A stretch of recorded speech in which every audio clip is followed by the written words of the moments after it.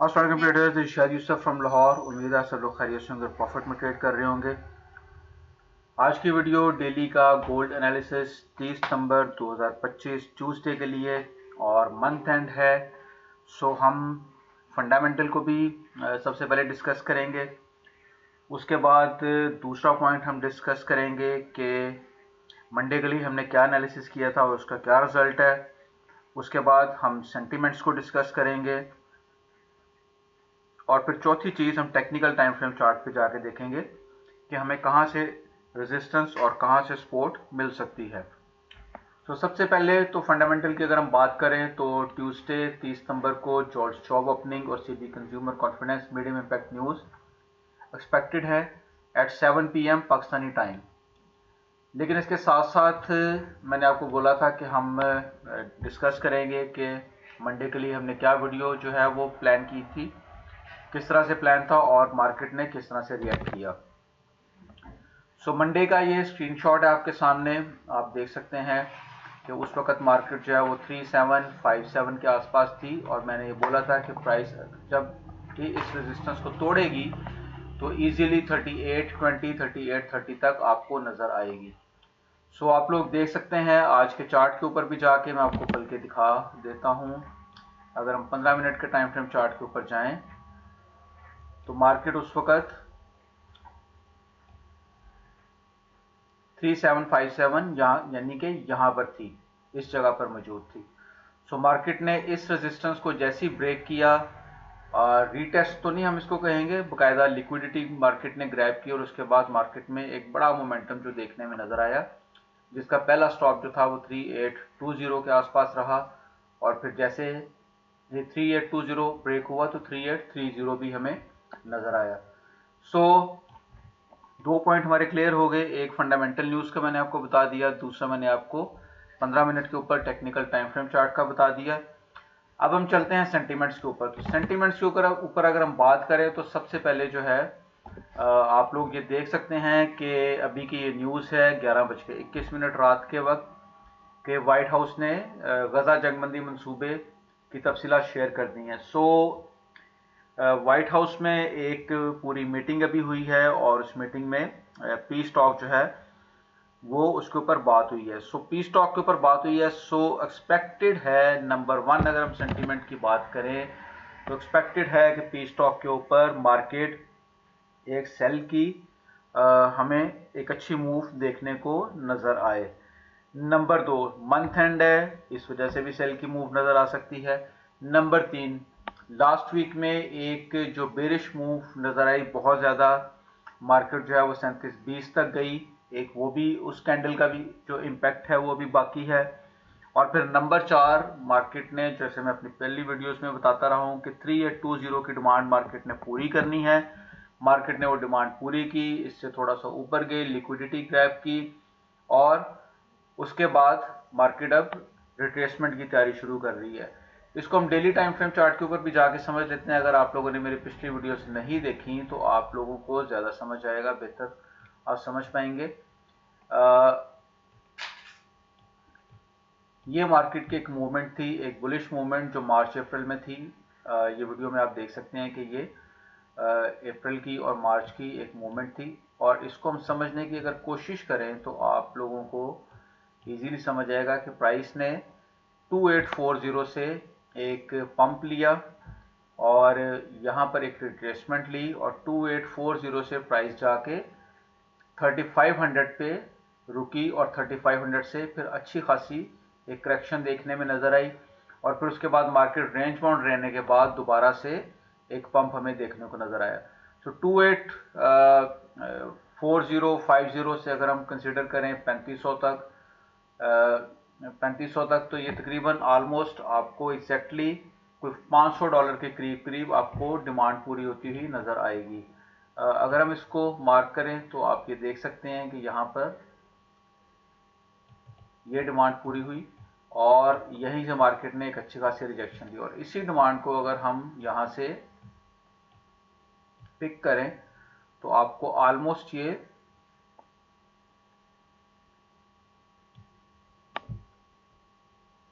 3900 के आसपास नज़र आएगी। लेकिन इसमें जो ज़रूरी चीज़ है वो ये समझने वाली है कि इसमें एक बड़ी रुकावट जो है वो 3850 पे आपको नज़र आएगी। यहाँ से डिमांड ये पूरी हो रही है, लेकिन अगर हम डिमांड को स्विंग से पूरी करें यहाँ से फ्रॉम दिस स्विंग, इस वाले स्विंग से, तो फिर आपको एग्जैक्टली यहाँ पर ये देखें, एग्जैक्टली यहाँ पर डिमांड पूरी होती हुई नजर आ रही है। तो दो पॉइंट ऑफ व्यू है, अगर तो मार्केट इसको ब्रेक कर देती है या रीटेस्ट लेने के बाद दोबारा से ऊपर जाती है तो 3900 या 3920 जो है वो हमें नजर आ सकता है, पॉसिबल है। लेकिन अभी के सिनेरियो में मार्केट ने अपनी डिमांड जो है वो पूरी कर दी है और अपनी एक पूरी मूव जो है वो शो कर दी हुई है। सो यहाँ से पॉसिबल है कि मार्केट रिट्रेसमेंट करे, मार्केट एक अच्छी खासी करेक्शन दिखाए, जो कि ऑलमोस्ट अगर 10% के करीब भी होती है तो तकरीबन $400 की मूव जो है वो नीचे आएगी, यानी कि मार्केट 3450 के आसपास आपको नज़र आ सकती है विद इन 2 वीक्स या 3 वीक्स भी। सो ये रीजंस हैं मार्केट की करेक्शन के, मार्केट ने कहाँ से करेक्शन जो करनी है, सेंटिमेंट्स को हम डिस्कस कर रहे थे और मैंने इसके साथ साथ आपको टेक्निकल टाइम फ्रेम चार्ट के ऊपर भी जाके दिखा दी है।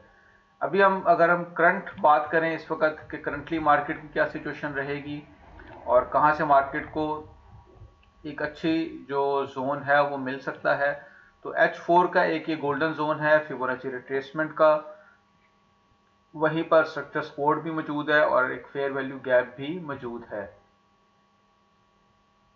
सो हेयर इट इज, ये एक स्ट्रक्चर की सपोर्ट भी यहाँ पर मौजूद है, फेयर वैल्यू गैप भी मौजूद है। प्राइसेस को तोड़ के जब इसके पास आएगी तो यहाँ से एक अच्छी खासी मूवमेंट आपको देखने में बाइंग की नज़र आ सकती है। सो ये एक एरिया है। प्लस इसके अलावा अगर हम बात करें 1 आवर के टाइम फ्रेम चार्ट के ऊपर जाके, तो जो नियरेस्ट आपको सपोर्ट नज़र आएंगी वो यही नज़र आएगी 3785 और 3775 का area. There is possibility, high probability, लेकिन मुझे तो इस वक्त 3830 से ऊपर मार्केट जाती हुई नज़र नहीं आ रही because of all the sentiments reason. Month and है, पी स्टॉक है, प्रीवियस वीक जो है एक बेरिश मूवमेंट जो थे, एक कैंडल्स के असरात हैं, तो ये सारी चीज़ें को अगर हम जेहन में रखें तो मुझे बहुत ज़्यादा कोई बाय की मूवमेंट मज़ीद नज़र नहीं आ रही। लेकिन इन केस अगर मार्केट ने बाय जाना है तो फिर मार्केट को, प्राइस को, ये अपना प्रीवियस जो है अभी करंटली जो इसने ऑल टाइम हाई लगाया है 3833 का, इसको ब्रेक करके फिर मैक्सिमम 3850 तक नज़र आ रहा है, इससे ज़्यादा नहीं। वो भी शायद प्राइस जो है वो लिक्विडिटी ग्रैब करे और लिक्विडिटी ग्रैब करने के बाद एक डिप लगा जाए। सपोर्ट अच्छी है यही नज़र आ रही है। इसके अलावा अगर हम 15 मिनट के टाइम फ्रेम चार्ट के ऊपर जाएं तो हमें यस एक वैलिड सपोर्ट जो है वो 3815 और 3820 के आसपास, 3815 एंड 3820 के आसपास नज़र आ रही है। और फिर उसके बाद इसी गोल्डन जोन में हमें M15 का फेयर वैल्यू गैप भी नज़र आ रहा है, एक अच्छी स्ट्रक्चर की सपोर्ट भी नज़र आ रही है।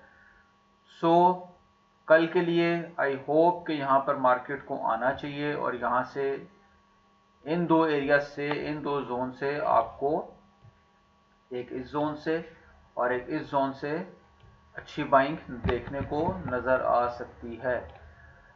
प्लस अगर हम बात करें H1 के ऊपर जाएं तो एक जो प्रीवियस ट्रेंड लाइन थी एक पैरेलल चैनल की, प्राइस ने इसको ब्रेक करने के बाद जो एक बुलिश मोमेंटम दिखाया, ये भी एक फ्यूचर में एक अच्छी सपोर्ट की तरह काम करेगी और प्राइस जिस वक्त गिर के 3710 के आसपास आएगी, जो कि एक स्ट्रक्चर सपोर्ट भी है, डेली का फेयर वैल्यू गैप भी है, H4 का फेयर वैल्यू गैप भी है, तो यहाँ पर यही ट्रेंड लाइन की भी एक सपोर्ट बनेगी और 3710 से अच्छी बाइंग नज़र आ सकती है।